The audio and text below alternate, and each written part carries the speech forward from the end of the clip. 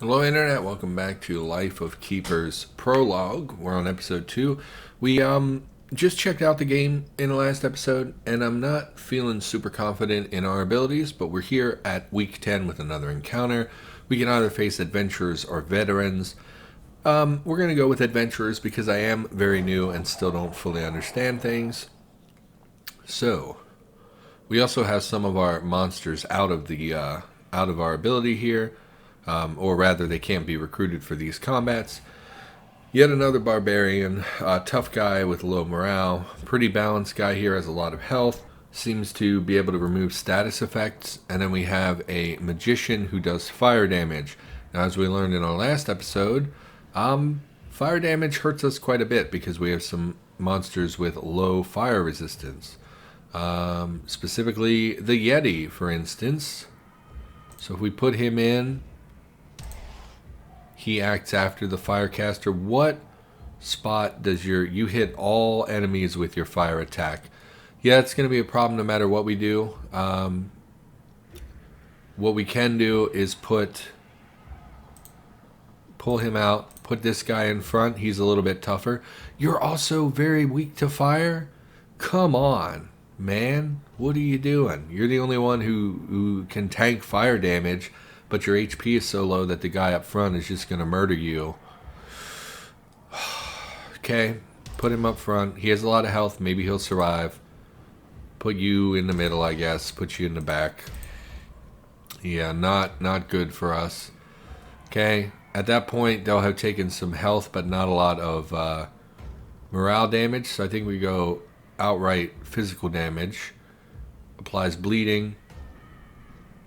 So this would deal a total of 35 damage. This would deal a total of 40, I think. So we'll go Cirque Saw. Great. On to our spell casting. Then we jump to next people. Once again, their fire resistance. Both of these are weak to fire, so we're not shaping up so well. My guess would be that these guys are going to make it all the way to our boss. Or our keeper, rather. So not super excited about that. At that point, I think can we damage them anymore? 40 nature damage. Yeah, just as much damage as possible, I think. And then we'll deal with them as they get to our keeper. Right away, we're in combat. They get to move first. And he fire damage. Oh, you did not fire damage. Oh, that wasn't their turn. That was their intro animation. So that's a bummer, because as you can see, they took quite a lot of damage from that. So who is your weakest to fire, but it hits the guy in the front? Or we can remove morale. It's such a tiny amount of morale, though. And we only hit the guy who has some pretty hefty fire resistance. Well, yeah, like I said, this is not a good encounter for us. Ice block, 60 damage to the guy in the back. It will kill him, so we don't have to deal with his fire damage anymore, so that's actually really great. Didn't think we'd be able to kill him so quickly. They did melt our Yeti. Cleaver, front enemy, morale to both. You both have, you have pretty low morale, minus 15. We didn't focus on morale though, we focused on killing them. So let's just go the fight route. Wow, that's even worse. Go ahead and do the morale, I guess. What do you got for me, Skeleton Magus? You're dead. Never mind. Scratch that. And you're dead as well. Man, these monsters seem super bad in the beginning. That did such a tiny, tiny amount of damage to them. Burning Whip, 60 fire damage. I mean, it's significant. Show no mercy.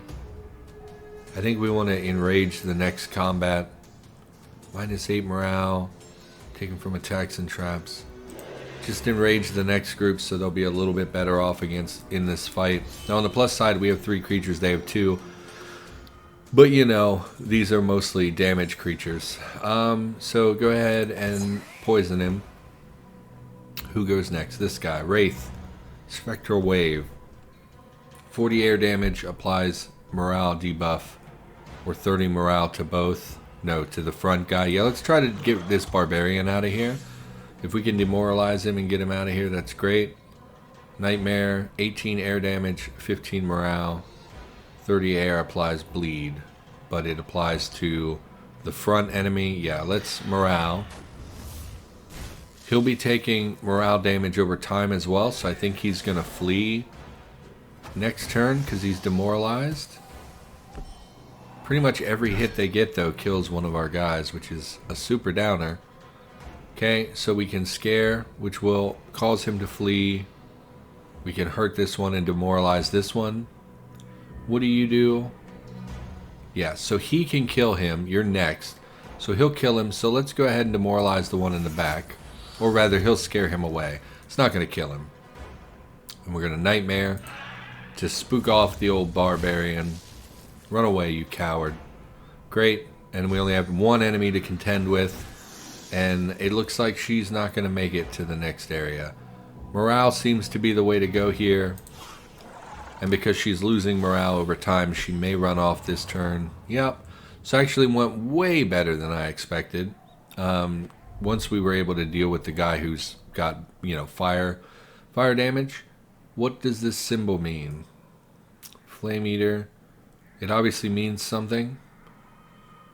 You're very beefy against fire. You both are. Fire to all. Fire to all. 2 stacks to the penalty with the most stacks. Damage dealt increased by 5%. Give me this guy.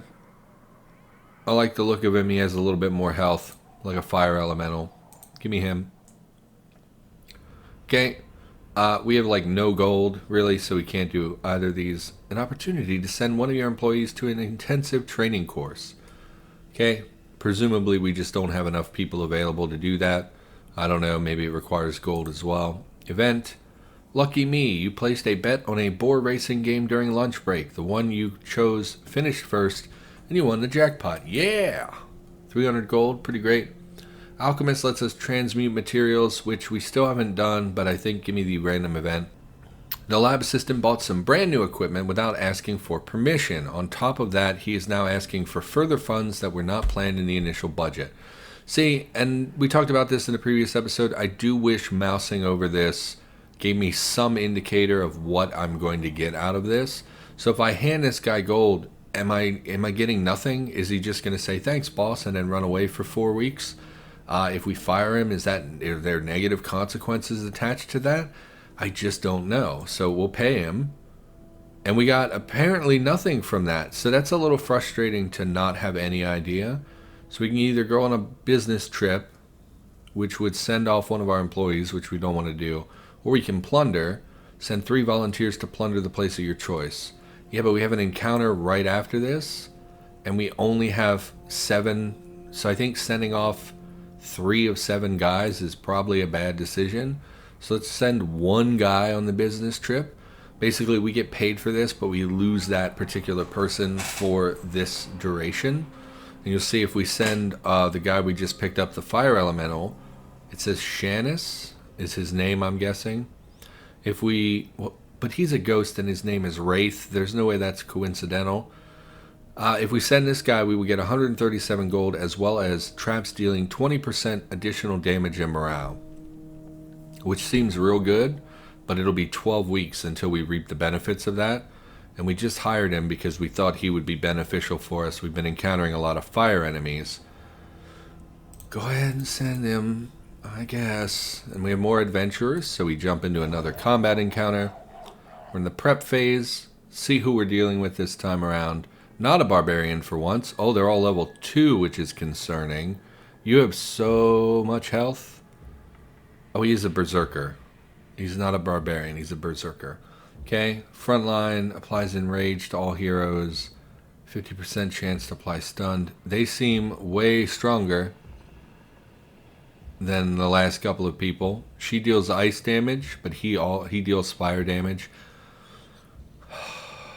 Rallying horn, 3 enrage to the next. Yeah, give me the rallying horn.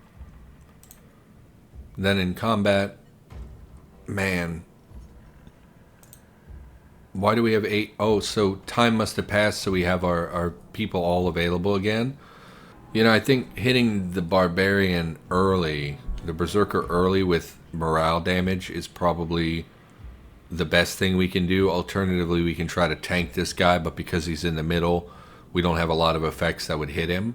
So I think give me the Wraith for demoralizing. 30 air damage applies bleed. We don't want to damage him. Ice damage to all applies slowed. Physical damage applies bleed to the front. So we don't really have anything. I mean, we don't want to stack damage on the front guy. You both can hit everything, so we're going to apply them. This guy is not good for us because he can only hit the enemy with a lot of HP. So, okay, I don't know if that's going to go well or not. Another trap. Hopefully by now we've demoralized him to the point where he's either running away or he's close to running away. I think we hit him with the level 2 catapult for more morale damage. And at this point, hopefully he's gone and he's run away. And we can focus more. We're definitely putting you in up front because he's a lot of health. He can deal damage. If we get to this guy, we can start pouring damage onto him. Or if he hasn't, we can just use morale to hit all of them. Fire damage and nature damage up front. Attacks jump to the hero position behind the target if the target's armor is positive. Oh, his armor is 60%. Is that what you mean when you say positive? There's no other... okay. So that would be good. Level 2 archer. Definitely, I think, won him. Fire damage, but he's weak to cold. Very small morale. Give me her. I'm thinking she can deal physical damage to the back if we need her to. We've gone a little all in on morale, though. Maybe we should focus on morale. We'll go morale. Then we can cast the spell. Then they hit our keeper. Guarding a big old chest full of gold. Okay. Hit him with the horn. Did they just murder that guy that was sitting there to blow the horn, I guess? Okay. Yep. Yep. We actually get to go first. Why are you up front? They must have shuffled us. Randomly moves all enemies to another position at the start of the fight. That stinks. That stinks a lot. Heals 50% of one hero's max HP after a fight. That's a lot. 50%.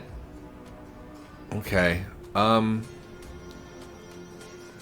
morale applies demoralized. 40 air damage applies demoralized. Well, we could hit the back for a significant, but I think we want to again try to remove the front lines morale as much as possible. So you hit everyone with damage and morale. Yes, do that. Okay. And then our Yeti's very slow. He'll probably die before he gets there. Man, they killed both in like one hit. It's so irritating how strong they are. Because like I feel like our monsters are weak and get murdered literally in 1 to 2 attacks. And the adventurers are much more resilient. And it's a little bothersome. I mean, at this point, it doesn't really matter what we do. Hit her in the back, but she's just going to heal. And the Yeti's dead. 50% HP is so much. Yeah, she heals to full. And after every combat, that's a little bit much, I think. Demoralize him, that scares the barbarian off. He'll run away as soon as he gets in action. Archer, yeah, hit the lady in the back. She's really irritating. Okay. Not... okay. And Fear of the Dead hits everyone, demoralizes them, or we can... probably we'll kill her next turn. She gets an action. Yeah, because of poison and things. You're not dead? Are you kidding me? She has 2 HP. Oh, God, it's so annoying. So she's going to heal again for 50 HP because they're just going to murder our guy. Yeah, big surprise. You died in 2 hits. It annoys me. It annoys me how powerful they are. Hits the front only. I mean, he's so demoralized. But this is such a tiny... from attacks and traps increase. I mean, we can probably demoralize them on the first turn, but we're slow, so they're basically guaranteed to hit us. Oh, we're not slow this time. We were last time we were like the last one to take our action. Can we It irritates me that she only has 2 HP. Go ahead, scare this guy off. She's gonna hit ya. I thought she had poison or burn or something that she was just gonna die, but I guess not. Kill her. I actually was a little annoyed by that encounter, not gonna lie. You can get enchanted cogs, traps deal 20, plus 15% additional damage and morale. Monsters have a 20% chance to start each fight with a random bonus. Elementals gain 5 to all resistances. Give me this, because anything that will help our monsters, I think, is the real benefit, because we are just getting demolished every combat. Engineer, spend some gold to upgrade your traps. Merchant, buy a monster or a trap or an event. I mean, I assume the monsters would all be level 1. I don't know how good that would be. We haven't checked the merchant yet. Can buy, what are you? An earth elemental called Izora. You look pretty cool. 300 gold. 40 nature damage, applies tiredness. 40 nature damage, applies nature's weakness. Can only hit the front and the back. 50 physical, applies broken armor. 38 physical, applies stunned. So this is a clear frontline only attacker. And honestly, our frontline people always have a lot of HP, so I actually don't love that this guy just deals damage. Or Icy Breeze, I assume is a trap, 12 ice damage, and applies ice weakness. Give me the big boy. Hello, big boy. What is this? I'll refresh the number of available slots, I assume. Okay. Leave. I mean, it's our first handful of encounters, so I kind of expect to be bad. Black Market. Sell monsters in garrison that are no longer useful to you. No. You're all pretty okay, I think. Why are you in the garrison? Why are you locked? Why? See, this is something else that the game did not explain to me in the tutorial. Why are you locked? 9. He just arrived. He's locked down for 9 weeks. Why would I buy a creature that I can't use for 10 weeks? Honestly, that's pretty... What is the point of that? I spent gold on it. Why shouldn't it be available to me immediately? I'm assuming that's 9 weeks. We'll check back in a second. Hit me with the event. The R&D manager has developed a new trap. Seems to be very proud of it. He wants to secretly sell it to you for a few coins. If you refuse, there's a chance he might take it badly. Give me a cursed prism for 125 gold. Whatever. Sure. So did that advance your time? Yeah. Why would you set it up to where I pay a merchant for a character and then don't get access to that character for probably at least 2 combat encounters for 10 weeks? It's a bit ridiculous, in my opinion. I do not like that at all. Very irritating to me that that is the case. So you can work out. Intensive, a master has to stay. So that's for us as the master. We are damaged. I would love to heal a little bit. What are you going to train? Skipping rope gives us 30 more life. Gives us more speed. Oh, but it costs our other resources. Self-flagellation gives us 10 armor. Well, you never explained armor to me in any capacity. So, like, I have legitimately no idea what our armor is or how much armor we have or how armor works. So, again, a little annoying that there was none of that in the tutorial. The game looks pretty polished for something that is early access. So I do have expectations. Like, you obviously put a lot of work into the graphics and things and some other stuff. You would think that a basic tutorial would have been pretty valuable. But you've failed to explain a lot of things to me. And because we can't see our own stats, I have no idea which of these would be most beneficial. So, like, there's nowhere for me to see my stats. So 10 speed, obviously we'd be faster, but like if our speed is like 150, 10 speed is not very worthwhile. But if our speed is currently like 40, speed has a lot more value. So I would love to know that information. And I don't know where to find that, unfortunately. So I think we go with the safe option. I think speed is a safe option. Healing would be smarter, but I would like to attack at the beginning anytime they get to us. So let's work up our speed. We can also self-flagellate. I didn't realize we could do multiples. And we leave. So there you go. Trainer, spend some gold. Yeah, we don't have gold. Go ahead and plunder. Unfortunately, we're going to have to send out. It also doesn't let me choose the monsters I'm sending. Also very irritating. A little bit too much of the game is randomized, I think. Like the events, of course, are going to be random events. But the selection of monsters we get when we deploy monsters is random. And I don't like that at all. And apparently for this is also random. I don't like it. 50%, one volunteer, 3 weeks. Oh, it requires one volunteer, would take 3 weeks. And there's a 50% chance of injury. 100% risk of death. But we would be guaranteed to find an artifact.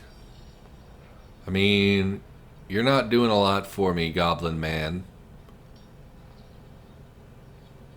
We could send him. Oh, it's a sacrificial altar. That's cute. 50% chance of injury. We would gain 0 gold, but we would upgrade a trap. Set a monster free. So, like, we'd get a new monster at a 20% chance. Go ahead and send this guy. Plunder. Volunteers, you didn't let me choose who I was sending, so that also is random. It's a little irritating. We'll need to rest for 3 weeks. I'm a little annoyed at this point by some stuff in the game. We're on episode 2. That's generally not a good sign. I think that the bones of the game are cool, but I think that the lack of information combined with the random elements is a little bit annoying. Once again, we have a barbarian who is our demorale target. We have an archer who deals damage to the back. So whoever we put in the back is going to die pretty quickly. Dodges the effects of the first trap. Heals 50% to max HP. Oh god, it's so annoying. And once again, they're all level 2 and level 3, and we only have level 1 monsters. I'm not sure why they're progressing so quickly. We've only had the opportunity to upgrade maybe 3 monsters. So the fact that they're all coming at us at higher levels now is feels a little bit much. Give me the rallying horn. Head us into combat. So whoever we put in the back needs to be a little tankier. We have no one tanky in this, again, because it's a random assortment, which is annoying. Go ahead and give me... I mean, you're all gonna die, like, immediately. So we'll put you in the middle because you can demoralize this guy, which will get us a lot of value. And then I really don't expect anyone else to survive once I place you down. You're not gonna make it through the first turn. How fast are you? You'll make it after her attack. 55 physical. You should survive that, right? You have 60 HP and 15% armor. You should survive that attack. So we'll at least get one off with him. And then you're probably just going to die immediately. Either one of you. So we'll put down the higher level one. Go ahead and confirm.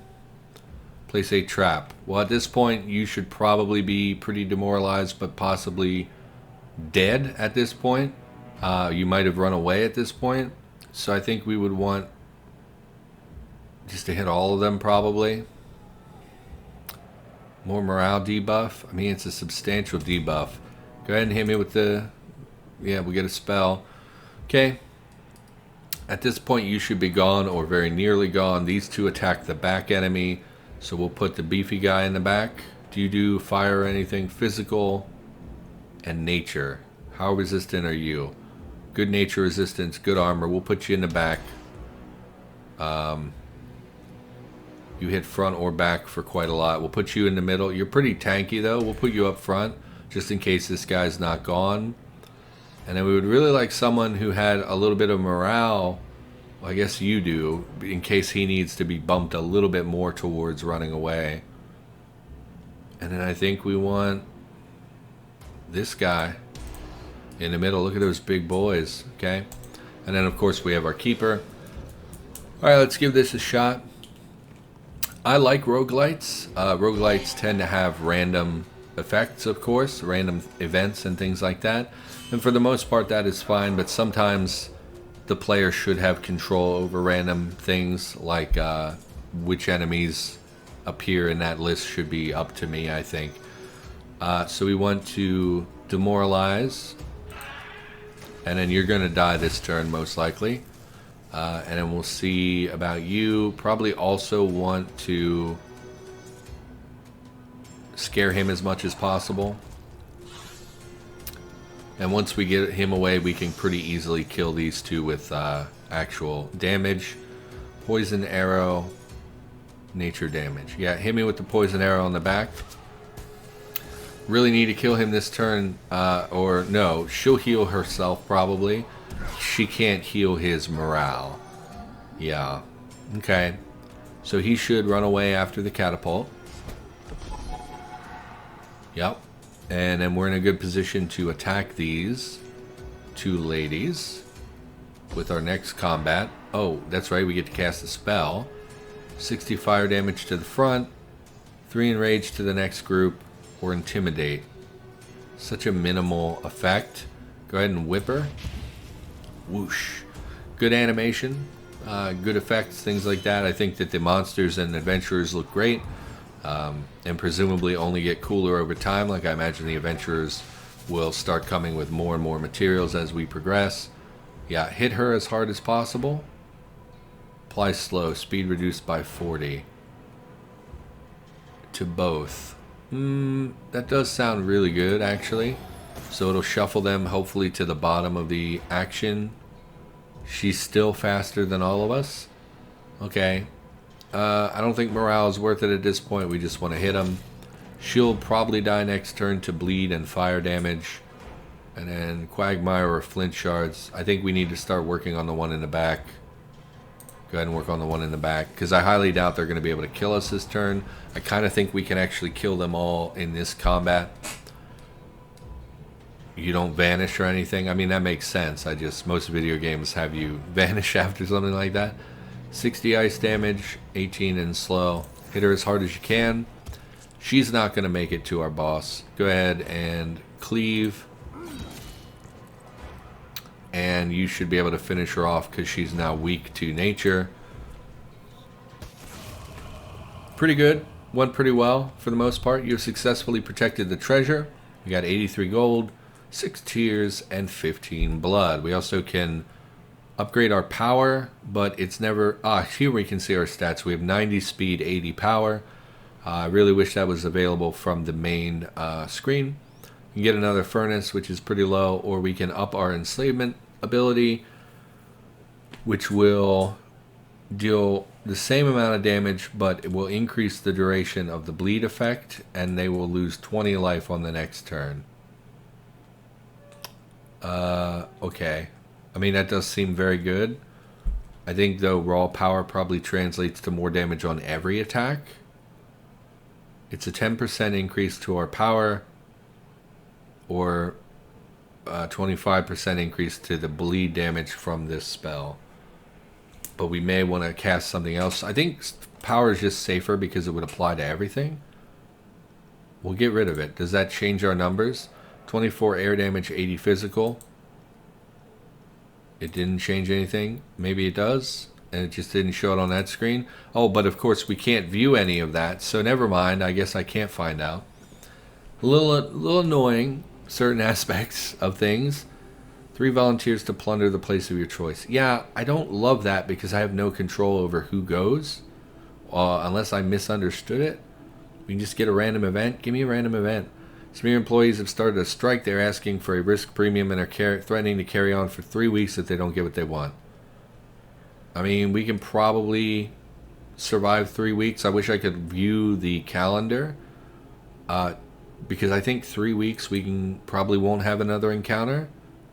Of course we do. Of course we do. And there's no way for us to view that ahead of time. Okay. Give me an event. Headhunter is here showing you a promising monster he has spotted on the job market. Do you want to recruit it? It says active. Skeleton Lord. Sure. 5 hunt. Never mind. Can't afford it. Collectors want blood. We also don't have blood to give again. Armchair Alchemist, you have caught the lab assistant with one of your artifacts ready to try a transmutation. Of course, he hasn't asked for your permission, and you see a book next to him entitled Alchemy for Dummies. Skeletons, 20% chance. No, you're fired. And now we're back to combat, and these guys are still on strike or something. Or are you back now? I think they're back. So that worked out in our favor. We're not going to jump into another encounter. I kind of wish... Well, I've already complained a fair bit about the game. So I think that's going to do it for this episode. I plan to play at least until we finish this particular run, which, based on the amount of like increasing strength in adventures we're coming across, might not be that long. I don't know how much I love it. There's a lot of small stuff that kind of irks me. So I'll be back with more in the near future, and we'll be playing it for at least a little while. But that's going to do it. So thanks for watching, and I'll see you next time.